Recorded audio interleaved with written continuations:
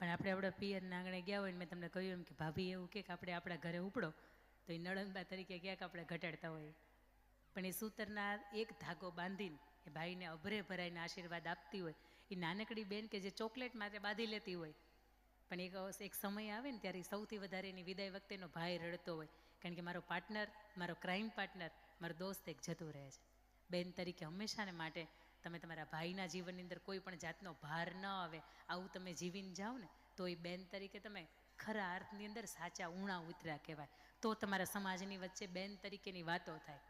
દીકરી હતી કે અમે એક વખત લસ્સી પીતા હતા અને એ દીકરી ક્યારની સામું જોતી, એટલે મેં કીધું બેટા લસ્સી પીવી છે? એટલે કે મને કે હા. એટલે સરસ મજાની એક લસ્સી હતી અને મેં ગ્લાસમાં આપી, એટલે એણે એવું પાછી આપીને એણે એવું કીધું કે બેન આને કાગળ વીંટાળી દો ને. એટલે મેં ઓલાને કીધું કે ભાઈ આને કાગળ મારી દે.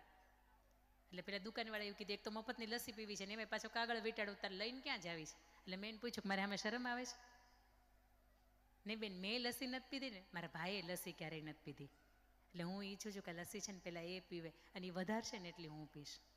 6 વર્ષની ઉંમર આવી બેન હોય આ તો લૂંટી જવું, તોડી નાખવું, ફોડી નાખવું. અને ભાઈ આપણી ઉપર એમ કે હવે જાઈને તો સારું. ઘણા હોસ્ટેલમાં તો પેરેન્ટ્સ એટલા માટે નથી મૂકી આવે કે ભણે, ઘણા હોસ્ટેલમાં એટલા માટે મૂકી આવ્યા છે ઘરની અંદર બે બાંધવાના બે ભાઈ ને બેન હોય ને એ બંધ થાય ને એટલા માટે. પણ બેન તરીકે તમે આવા હોય ને તો જગતના પુરુષને તમને વંદન કરવાનું મન થાય, તો તમને જગતના પુરુષને નમવાનું મન થાય. એના પછીની વાત 3 હવે ખાસ તમારા માટે મા માટે લાગુ પડે છે. દીકરીઓની એ સેશન પૂરો આવશે, હા વાત આવશે તમારા માટે, હવે હજી પૂરું નથી. વાત નંબર 3, પત્ની કેવા હોય? બોલો, જવાબ આપો છે. રૂપાળા હોય, દેખાવડા હોય, સાસુબાનું કયું કરે એવા હોય, ઘરને આંગણે 5 મહેમાનને જમાડે એવા હોય. આવા હોય? એવા ન હોય તો હોય કેવા? આપણે આપણી જાતને અરીસામાં જોઈએ એટલે આપણે આવા હોય. પણ હું હંમેશા ઘણી વખત હસી મજાકમાં કહું, હાર્દિક પંડ્યાને મળે એવા પત્ની આવા હોય. તમને તમારા માટે આ નોલેજની વાત છે કે નથી મને નથી ખબર, પણ ભાઈઓને ખબર છે. બોલો, હાર્દિક પંડ્યાને મળે એવા પત્ની હોય? પાછળથી ન હોય ભાઈ, ન હોય. લૂંટેરી દુલ્હન. હમણાં મને એક ભાઈ છે ને વાત કરતા હતા મહેસાણાની અંદર, મને ખબર નથી ભાઈએ પ્રત્યક્ષ જોયો કે ન્યૂઝમાં વાંચ્યો એ કિસ્સો. 21 પાટીદાર સમાજના દીકરાઓ છે ને એની યારે લગ્ન કર્યા, એક પછી એક છૂટાછેડા કર્યા ને એકની પાસે 5-5 લાખ ખંખેર્યા. તમે વિચારો તો કરો, 21 ગુણ્યા 5 કેટલા રૂપિયા થાય? બોલો, પત્ની આવા હોય? આવા ન હોય. જીવનની અંદર, પુરુષના જીવનની અંદર જ્યારે ચડતી કે પડતીનો સમય આપે ને ત્યારે એના ખભા ઉપર હાથ મૂકીને કે તું ચિંતા નહીં કરતો. એક મિત્ર બનીને કહેતો હોય તારે હારે છું, એક પત્ની બની તરીકે કહેતો હોય તારે હારે છું, અને તારા જીવનનું સૌથી શ્રેષ્ઠમાં વાલસો એવું પાત્ર કે ને તો તારા જીવનની અંદર હું હારે છું, તું ચિંતા ન કર. કારણ કે એ હારી ગયેલો, એ થાકી ગયેલો ઘરે એટલા માટે આવે છે કે ને આશકારો થાય. પણ ઘરે હાય હોય ને હૈયા પીટ હોય તી જાય ક્યાં? પાનના ગલ્લે સિગારેટ ફૂંકવા જાય? ગમશે? માવા ખાય ગમશે? ઘણા ભાઈઓ હોય ને એને તમે પૂછો ને, બે ભાઈ તમે પાનના ગલ્લેથી ઘરે જાઓ કેમ નહીં? એટલે મને એમ કે તમારી પાસે બેનું દીકરીઓની કે મા બેનની કે પત્નીની એવી જ વાતો છે કે જે બહુ સારું છે. અમારે ઘરે આવો ને તો તમને ખબર પડે. સમજાણું? તમે હુઈ જાઓ ને પછી એને આવવું ગમે છે એનું કારણ કંઈક આવું છે. ઘરે ઓલો સાંજે 6 કે 7 વાગે આવ્યો નથી, બા આમ કરતા હતા, છોકરા આમ કરતા હતા, ભાભી આમ કરતા હતા, મોટા ભાઈ આમ કરતા હતા, પપ્પાને તો કંઈ ખબર જ નથી પડતી. કેટલી ફરિયાદો આપણી પાસે હોય ને છોકરાને તો એવું જ કહી રાખ્યું છે આપણે કે આવા દે તાર પપ્પાને માથે હું બે શિંગડા છે. બિચારા છોકરાને એમ થાય કે પપ્પા ખાલી ખીજાવા હાટુથી ને ફી ભરવા હાટુથી જ ઘરે આવે છે, બાકી ત્રીજું એને પાસે કોઈ કામ જ નથી. અને પાછા એમાંય પપ્પા ઊંચા અવાજથી ખીજાય ને એવું કહે ને, હે તું આમ કરતો તો, એટલે કે બિચારાને રહેવા દો ને. એ આપણે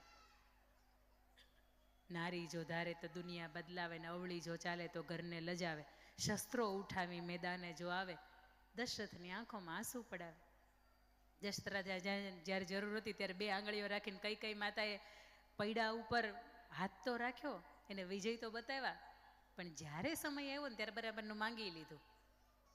એટલે તમારે અત્યારે એનિવર્સરી આવતી હોય, બર્થડે આવતો હોય, અને તમને એમ થાય કે મારા પતિ મને સોનાની ગિફ્ટ આપવાની વાત તો કરતા હતા, ચાંદીની ગિફ્ટ આપવાની વાત તો કરતા હતા, મહેરબાની કરજો, માગતા નહીં માગતા. એને 15 વાળ માંડવા વધ્યા છે ને એ અહીંથી ને બધા ભેગા કરે ને તઈ એ 15 તમે વિચારતા હોય ખરી જાય તો ચોક્કસ તમારી હમણાં એનિવર્સરી શરૂ થાય ને એની દર માંગજો, મારી ના નથી. નિર્મલા સીતારામન કાલે દેશનું 9મી વખત, કે ભૂલ ન કરતી હોય 9 કે 10મી વખત બજેટ રજૂ કરવાના છે. એને તમે જોયા ક્યારે આવડો મોટો હાર પહેર્યો છે, આમ આવડા મોટા મોટા મોટા પાટલા પહેરે છે, આવડી મોટી મોટી બુટીઓ પહેરીશ જોયા? જે વ્યક્તિ બજેટ રજૂ કરે છે ને, જેની માથે આ કાર્યભાર છે ને, એને ખબર છે કે મને જોહે ને તો આ બધાય ચાલુ કરશે. પહેરો બગસરાનું એવું સસ્તું નથી, એ મોંઘું થઈ ગયું. હું તો એમ કહું કે સમાજની અંદર ઘણા બધા રિવાજો હોય ને, એમાંથી એક આ રિવાજ એ કાઢી નાખવા જેવો છે. કેટલાને ટાલ પડવાનું બંધ થઈ જાય. 15 તોલા, 20 તોલા, 25 તોલા, 30 તોલા હોય તો જ આવે. અહીંયા તમે દીકરીઓ તરીકે બહુ ભાગ્યશાળી છો, કાંઈ ચિંતા જ નથી. ખાલી જે દેવું એ લઈને વયું જાય. અત્યારે ઘરમાં 25 તોલા પેલા પડ્યું હશે ને તો કોકને લાવશો. સમાજમાં 1000ની સામે 970 દીકરીઓ છે, પણ તમને ખબર છે પાટીદાર સમાજનો કિસ્સો શું છે? એમાં 1000 દીકરાઓ છે ને, એની અમે 750 પૂરી દીકરીઓ નથી.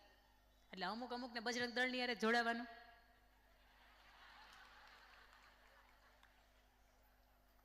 લગ્નના ઈંધણ જ નહીં કે એને ઢલ ઢબુકવાના, એના નામ ઉપરના મંગળ ગીત કોઈ દિવસ ગવારવાના જ નથી. અને એમાંય આપણી પાસે વ્યવસ્થા નહીં, એટલે પછી વધારે એની અસર થતી હોય. કારણ કે દીકરીનો બાપ થોડીક તો આર્થિક સદ્ધરતા ગોતે, થોડીક તો ગોતે ને કે ભાઈ મારી દીકરી ભવિષ્યમાં દુઃખી ન થાય એની પાસે. ભલે મારી પાસે છે એટલું બધું નથી, પણ થોડીક તો આર્થિક સદ્ધરતા હોવી જોઈએ. વાત અહીંયા મૂળ કરીએ છીએ આપણે કે પત્ની તરીકે તમે કેવા હોય. મહારાણા પ્રતાપનું નામ સાંભળ્યું છે? હા કે ના? ઊંઘતા નથી ને? હા, મહારાણા પ્રતાપનું તમે નામ સાંભળ્યું ને તો એમના પત્નીનું નામ સાંભળ્યું છે? નહીં બેન, એ અમે ન સાંભળીએ. અમે ખાલી મહારાણા પ્રતાપનું નામ આવડે તોય ઘણું. અને એ ઓલા ભણતા હતા, નાના હતા ને તો એ ખબર છે. બાકી મહારાણા પ્રતાપ ક્યાંના રાજા હતા અમને કાંઈ ખબર નથી. એને ઘોડાનું નામ પૂછો અમને કાંઈ ન આવડે. કોની સામે લડ્યા હતા કોને ખબર છે? ખાલી મહારાણા પ્રતાપની ખબર છે. એમના અર્ધાંગના અજબદે પવાર, મેવાડના એ રાજવી. અને અજબદે પવાર રાણાનું મોઢું થાકી ગયું હોય, અકબરની સામે લડતા ક્યારેક પોતે હારી ગયો હોય ને ક્યારેક નિસ્તેજ થઈ ગયેલો ચહેરો હોય ને એને જુએ ને, એટલે અજબદે પવાર ઊભા ગઢની કાંગરી ઉપરથી જોતા હોય તો કે આજ રાણા થાકી ગયા છે.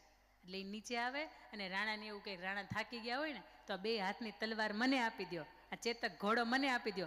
મારી અંદર પણ તાકાત છે કે તમે આરામ કરો ને ત્યાં સુધી મેવાડની રક્ષા હું કરી શકું છું.